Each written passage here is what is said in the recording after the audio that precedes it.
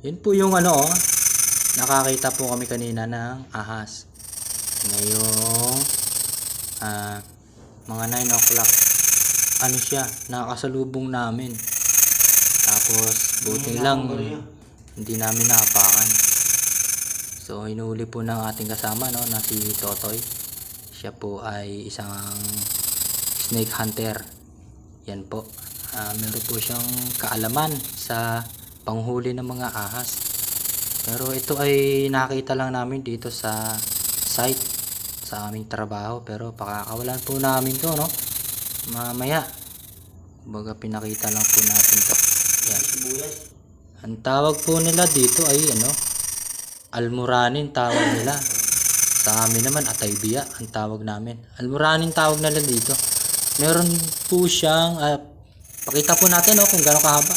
Meron po siyang 1 metro ang haba. Mahigit 1 metro. Meron na po siyang mahigit 1 metro. Yan po.